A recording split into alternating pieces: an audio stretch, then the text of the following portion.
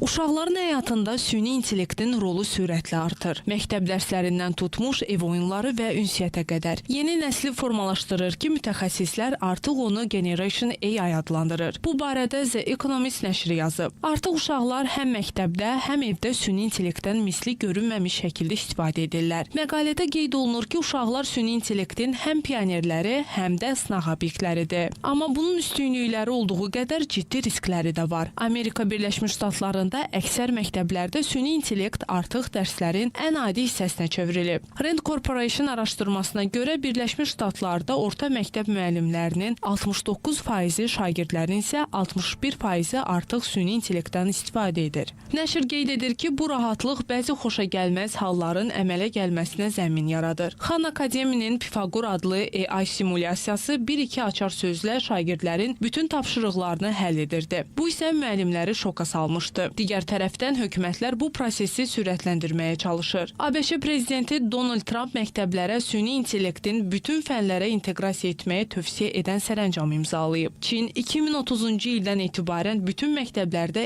AI dərslərini məcburi etməyi planlaşdırır. Belçikada isə minlərlə şagird Microsoft'un AI əsaslı oxu proqramlarından istifadə edir. Bu proqram uşaqların səsini yazır, səhvləri göstərir, mətni istədiyi dildə oxumağa şərait yaradır. Başqa bir beynəlxalq platforma olan Google isə fərdiləşdirilən dərs modeli üzərində işləyir. Çində isə valideynlərin artan rəqabəti fonunda süni intellekt müəllimləri ənənəvi repetitorların yerini alıb. Bir çox startap ayda 10 minlərlə AI dərs tableti satır. Belə olan halda ilk ciddi narahatlıq cəmiyyətin özəyi olan uşaq və gənc nəsildə düşünmə qabiliyyətinin zəifləməsidir. Belə ki, artıq yeni nəsil özü ideya yaratmaqdansa istehsala fokuslanır. Müəllimlər tapşırıqlar, testlər və fərdi məşqlərin hazırlanması üçün süni intellektdən istifadə edirlər. İngiltərədə 68 məktəbdə pilot layihə göstərdi ki, ChatGPT-dən istifadə müəllimlərə dərs hazırlığı vaxtını təxminən 1/3 azaltmağa imkan verib. Təhsil eksperti Rizvan Fikrətoğlu'nun sözlərinə görə süni intellektdən aşırı istifadə asıllıq yarada bilər. Süni intellektdən artıq çox istifadə olunduqda bir növ asıllıq yaranır. Artıq şagird bütün tapşırıqları süni intellekt sayəsində həll etməyin ancaq tək yol olduğunu düşünür. Amma süni intellekt təbii ki, burada bütün tapşırıqları yox, müəyyən qədər köməkçi vasitə kimi istifadə olunmalıdır.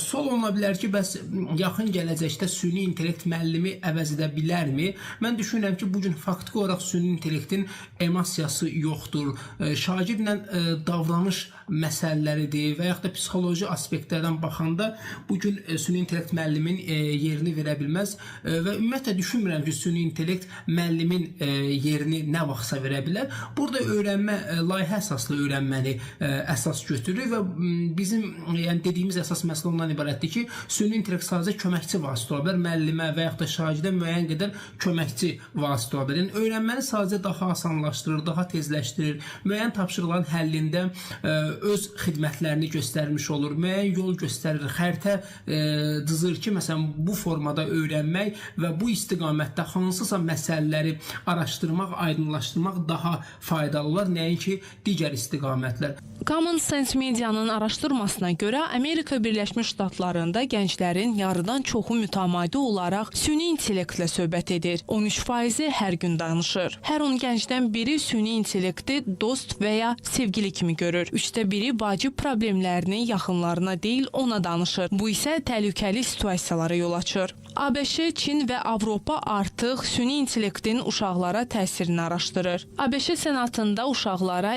AI dostlarının tam qadağan edilməsi ilə bağlı qanun müzakirə olunur. OpenAI isə sentyabrda ChatGPT-yə xüsusi uşaq rejimi əlavə etdiyini açıqladı.